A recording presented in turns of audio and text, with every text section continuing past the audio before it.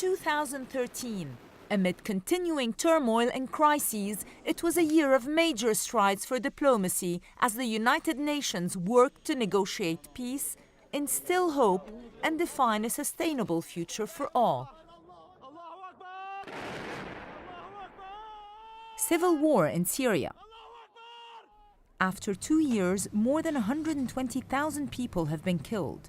2 million people left the country and millions more are running out of food and water inside.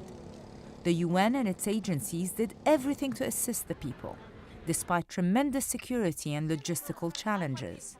The World Food Programme, for example, used brief lulls in the fighting to send food to the trapped civilians.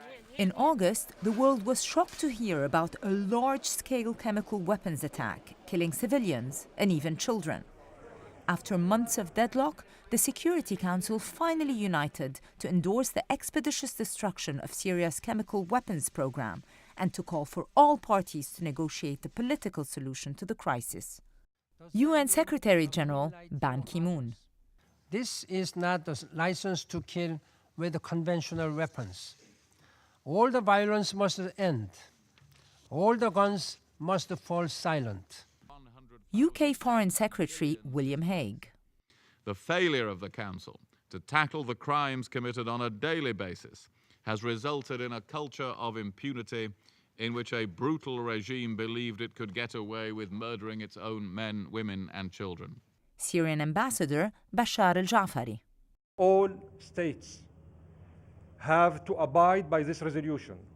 All states, including those neighboring countries of Syria, who are providing haven and supporting the terrorists and the armed groups into my country. The UN established a joint mission with the organization for the prohibition of chemical weapons, OPCW, to secure and destroy Syria's arsenal, an operation on a scale that had never been tried before. The deadly chemicals would be shipped outside Syria for destruction, yet finding a country to take them was no easy task at all. Just before starting their dangerous mission, the inspectors woke up to a surprise. OPCW Inspector Kieran Carey. The OPCW, as an organisation, has been awarded this year's Nobel Prize, Peace Prize. Congratulations. Now get back to your tasks. There are tight deadlines to meet. Excellent. All right. The first ever high-level meeting of the General Assembly on nuclear disarmament heard a keynote address by Iranian President Hassan Rouhani. The world has waited too long for nuclear disarmament. The indefinite possession of nuclear weapons cannot be tolerated, nor can their complete elimination be further delayed. US President Barack Obama urged that words must be matched by actions. But I do believe that if we can resolve the issue of Iran's nuclear program, that can serve as a major step down a long road towards a different relationship, one based on mutual interests and mutual respect. After lengthy negotiations, 6 world powers and Iran reached an initial agreement that calls on Iran to curb its nuclear activities in return for limited relief from sanctions. Another historic landmark, the adoption of the International Arms Trade Treaty aimed at reducing the illicit flow of weapons to warlords and criminals. More than half of the member states have signed the treaty, including the largest arms exporting country in the world, the United States. US Secretary of State John Kerry. This is about keeping weapons out of the hands of terrorists and rogue actors. This is about reducing the risk of international transfers of conventional arms that will be used to carry out the world's worst crimes. Terror attacks from Boston to Nairobi shocked and saddened the world. Fear of terror led to distrust and provided an excuse for widespread internet and cell phone surveillance programs which affected ordinary citizens and world leaders alike. Brazil called on the UN to play a leading role in protecting privacy in cyberspace. President Dilma Rousseff. Tampering in such a manner in the affairs of other countries is a breach of international law. It is an affront to the principles that must guide the relations among them, especially among friendly nations. Middle East peace talks. Secretary General Ban Ki-moon returned from the region, encouraged by the seriousness of Israelis and Palestinians to resume direct negotiations.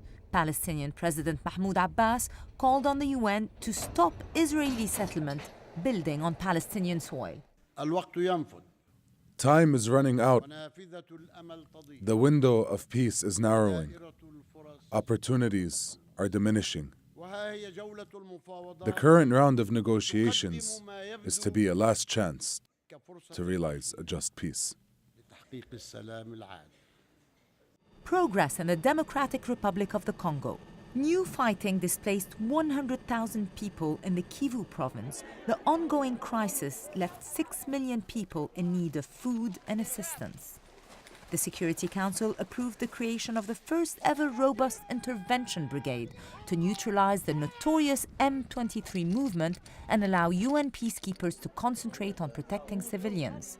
After the defeat of the M23 rebels, the Congolese army regained control over the area. Council members traveled to Goma to show their support for a UN-brokered peace accord for the region. Political progress in Somalia after 20 years of anarchy. 2 years after the Islamic militants of Al-Shabaab were forced out of Mogadishu, increased security and a democratically elected president have brought more stability to a formerly failed state. Still, there are setbacks, like an Al-Shabaab suicide attack on the UN compound in Mogadishu, which claimed the lives of 15 people. The UN Security Council authorized to increase the African Union peacekeeping force to 22,000 soldiers and expand logistical support to combat insurgency in the Horn of Africa.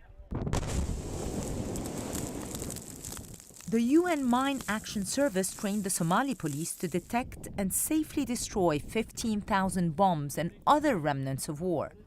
Businesses and foreign investments now boom in Mogadishu, and Somalia has officially begun to export livestock again for the first time in 20 years. Progress in Mali. Massive turnout in presidential elections showed the will of the Malians to move on after the recent occupation of the north.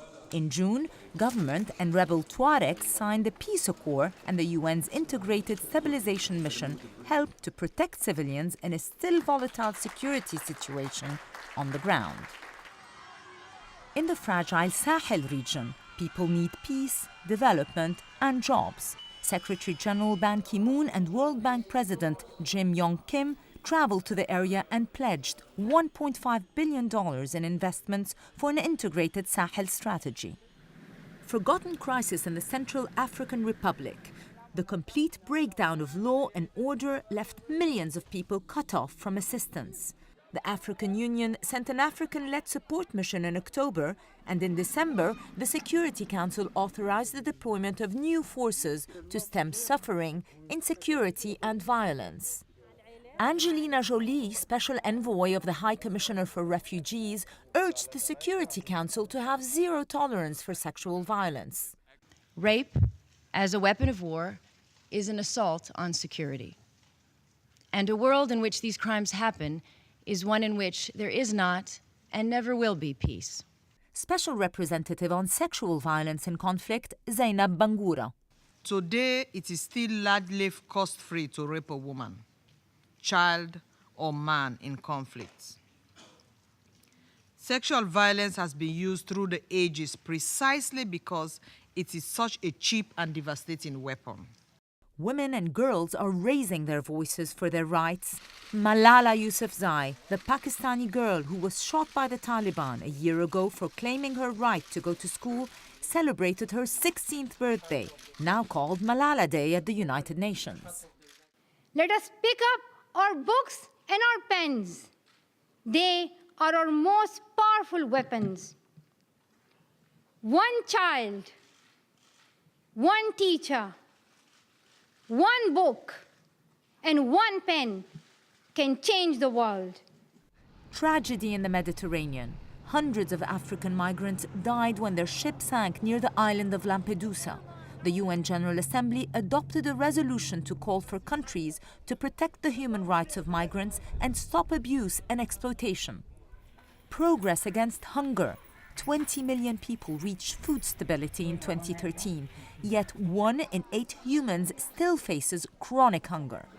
And yet each year, according to a UN report, more than 1 billion tons of food goes to waste, worth $750 billion, the equivalent of the GDP of a developed country. Happy World Toilet Day! The first World Toilet Day was celebrated in November to remind that 2.6 billion people live without proper sanitation. More people have access to cell phones than to a toilet. India's Total Sanitation campaign uses the winning slogan, "No toilet, no bride." When my mother and my father decided about the marriage, they checked first whether there was a toilet at the groom's house. Roughly a third of the world's countries have reached the Millennium Development Goals to reduce poverty and hunger. A new development agenda is emerging to set sustainable goals with respect to the environment and social justice. The biggest typhoon ever recorded in history hit the Philippines and left a trail of death and destruction. Whole cities were wiped away. Thousands of people lost everything they had. 3 million people need shelter. The World Food Programme set up a logistics base to airlift food and supplies. UNICEF and other UN agencies created relief hubs to reach as many people as fast as possible. With so many underfunded emergencies in the world, the relief agencies are stretched to the max to deliver. A small breakthrough at the UN Climate Change Conference in Warsaw. We can fix this. We can stop this madness right now, right here. Rich and poor countries fought hard for a consensus on how to finance recovery from climate disasters. Much more needs to be done to achieve the goal to keep global temperature rise below 2 degrees Celsius. Sad news from South Africa. Former president and anti-apartheid hero Nelson Mandela passed away in December. His legacy inspires the whole world. We feel especially honored and privileged to have the possibility today to stand at this particular place, to speak to all of you who represent the peoples of the world. Then and now, only united, nations can find solutions to the problems that affect them all. We speak often of hope. Our duty is to turn hope into action through hard work, commitment, skill, and integrity. With passion, but most of all, with compassion, we can build the future your people want and that our world needs.